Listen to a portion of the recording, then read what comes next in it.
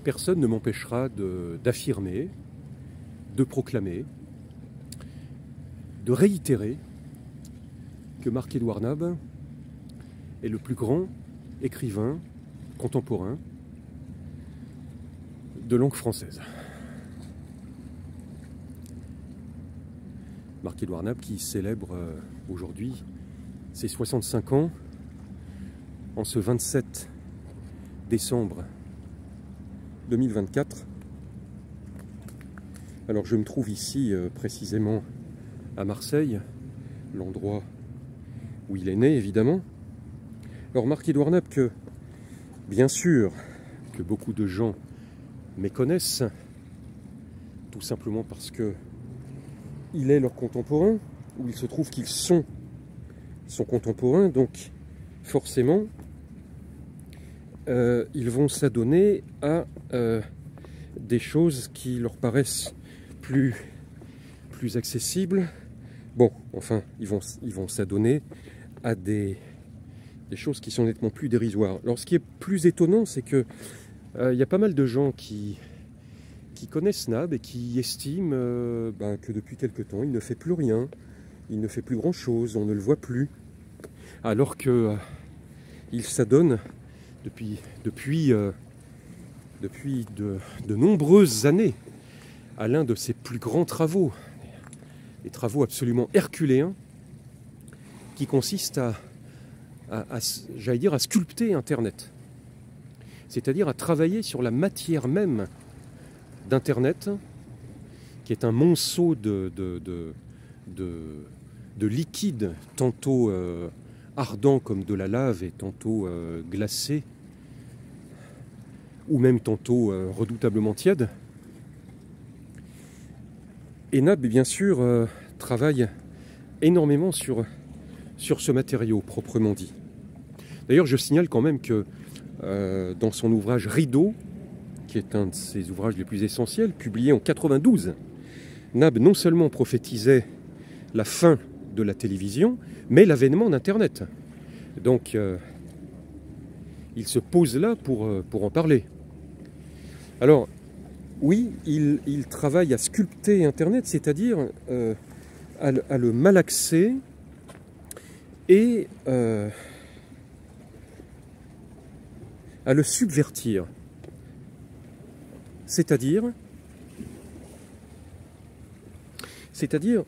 qu'il travaille à en faire un support qui transmettrait une pensée propre, dont la valeur tiendrait tout entier dans son propre rythme. Un support typiquement 21e siècle. Alors, la pensée dont la valeur tiendrait dans son rythme, c'est évidemment ce qu'on retrouve souvent en musique ou dans le cinéma, avec leur propre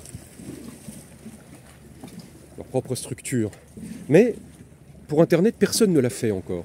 Et les résultats sont extraordinaires. Je pense notamment à YouTube, avec les éclats de Nab, où Nab a réussi à mettre en scène des instants de vérité. Un peu comme Cassavetes, certes, mais sur un support qui est celui d'Internet. Il y a aussi évidemment X, ex-Twitter, alors là où Nab retweet quotidiennement et sans aucun commentaire des pépites de joie pure, parce que sur Internet il y a de la merde, mais il y a aussi de l'or. Des pépites de joie pure, c'est-à-dire des instants cinématographiques, des splendeurs visuelles, des femmes sublimes. Il y a Facebook, sur lequel Nab a commis la particularité de ne jamais apparaître, ce qui n'a l'air de rien, mais ce qui est proprement extraordinaire. Et puis, bien sûr, il y a tout récemment, c'est pas très récent non plus, mais il y a TikTok, ou plus exactement la combinaison entre TikTok et Instagram, où Nab là donne quotidiennement également des zigzags en direct, où il donne des analyses également musicales, cinématographiques. Il profère en direct toujours des maximes de moralistes, et où évidemment il s'adonne aussi à quelques pulvérisations bien senties de fausses valeurs. Alors là je suis, vous entendez certainement un souffle, il s'agit d'un souffle minéral qui provient de cette gigantesque de masse calcaire. Je suis en bas de la corniche, à côté de ce fameux rocher très connu à Marseille, qui est le rocher qui respire. Alors c'est un rocher qui m'a toujours fait penser à Marc-Édouard Nab. Il est là, il rayonne de solitude. Il émet des souffles telluriques qui puisent leur énergie dans des abysses liquides que nous voyons apparaître dans ce creux. Et ces souffles sont évidemment projetés directement vers les cieux.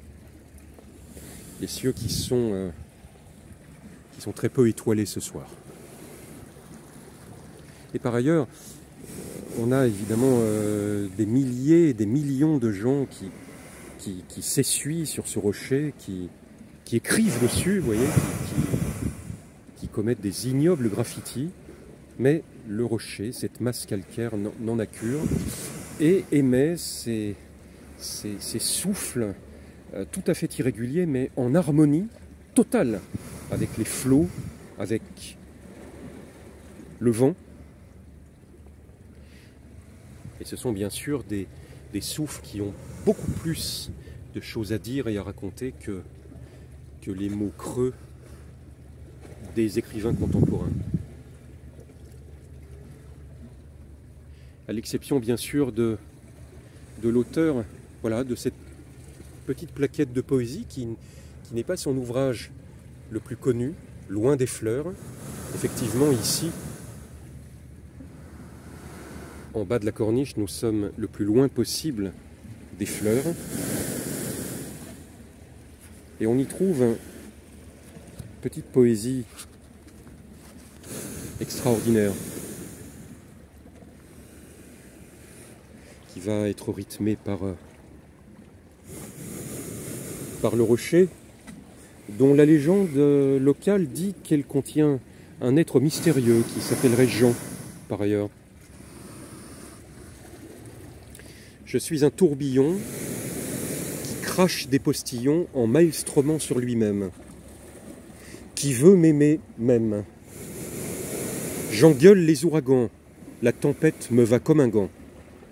Les amateurs de vent, à ma spirale rêvant, se laisseront décoiffer par mon souffle d'assoiffé, pour mieux adorer l'automne, où seuls les cyclones rivalisent de mauvaise foi avec la tornade qu'on appelle moi.